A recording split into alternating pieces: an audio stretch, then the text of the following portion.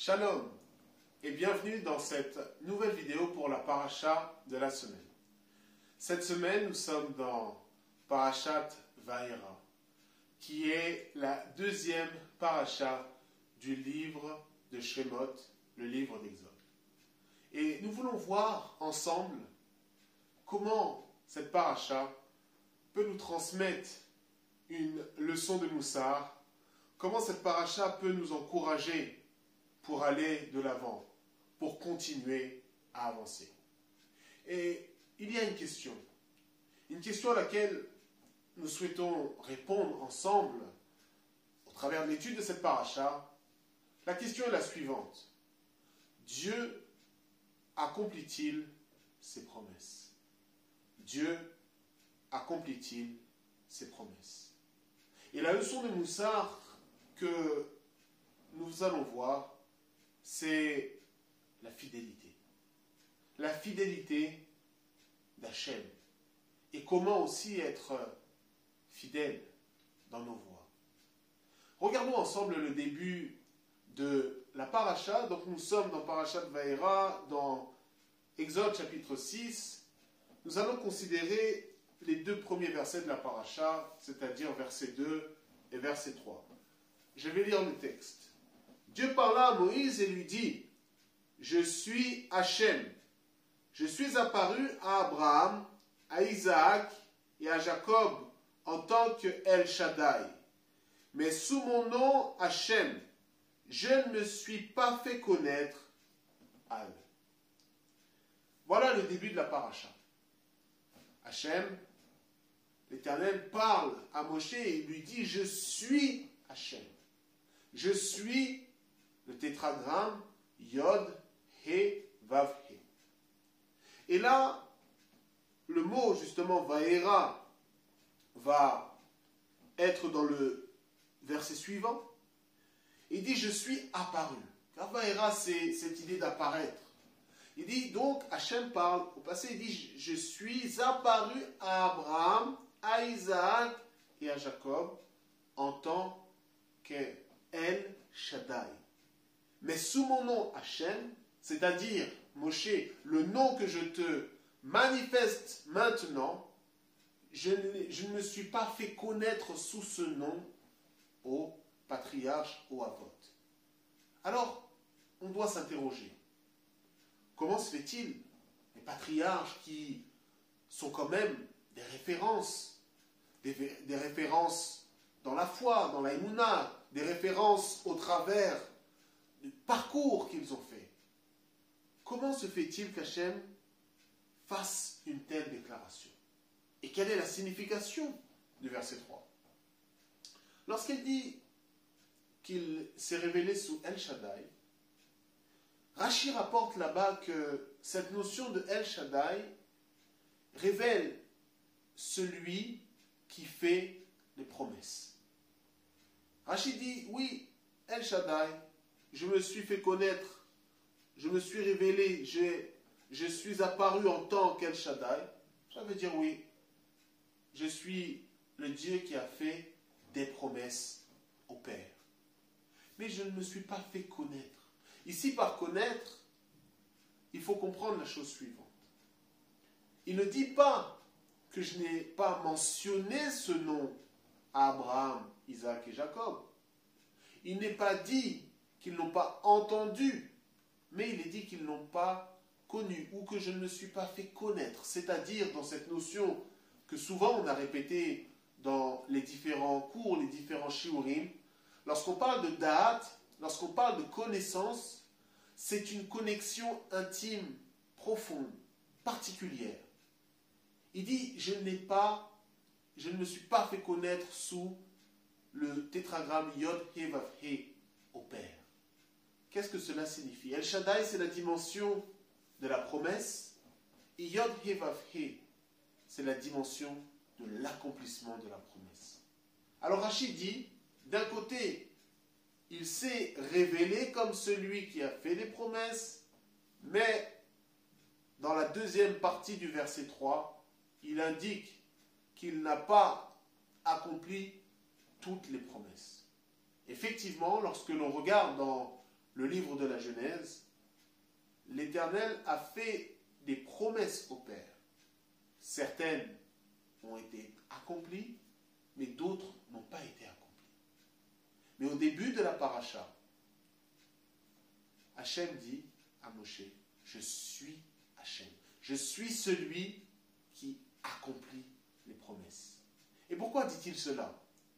Il dit cela pour encourager les Bnei Israël, les fils d'Israël, pour leur rappeler qu'il a promis de leur donner Eretz Canaan, de leur donner l'héritage, et que la situation dans laquelle ils étaient n'était pas une situation définitive.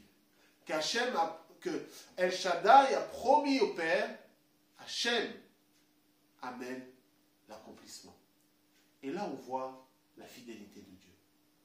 On voit qu'en réalité, lorsqu'on parle des noms divins, on ne parle pas de différentes personnes, mais en réalité, on parle des différents attributs de Dieu, et on parle également de la manière dont le Créateur interagit avec sa création. Donc il dit au Père, oui, je suis El Shaddai. Et il dit à Moshe, je suis Hachem. Je suis l'Éternel qui accomplit les promesses, qui amène ses promesses à réalisation. Peut-être que vous êtes dans une situation où vous avez reçu une promesse d'Hachem, mais vous ne voyez pas l'accomplissement. Vous ne comprenez pas. Peut-être que vous vous dites, oui, ce n'est pas pour moi. Ce n'est pas ce que l'Éternel a pour moi. Alors non, regardez, au travers de cette paracha, nous sommes encouragés. Qu'il est celui qui amène l'accomplissement.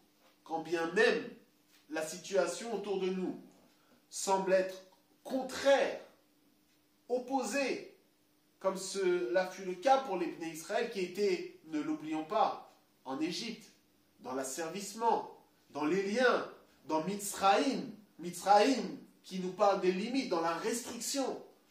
Comment étant dans la restriction, quelqu'un pourrait-il croire qu'un jour il serait dans la liberté?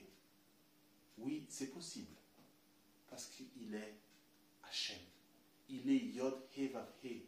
Il est celui qui amène les paroles à l'accomplissement. Et j'aimerais vous amener dans l'Épître aux Hébreux. Là-bas, il est question de ce passage. Il est question des pères. Et la réflexion qui est apportée ici dans l'Épître aux Hébreux au chapitre 11 va, on peut dire, en ligne avec le commentaire qu'apporte Rashi. Je rappelle, Rashi a dit, El Shaddai, c'est la dimension de la promesse. Celui qui a fait des promesses, et que Yod He Vav He Hachem, c'est l'accomplissement. Donc les pères ont vécu avec la foi et avec la confiance, l'assurance que là, les promesses allaient être accomplies.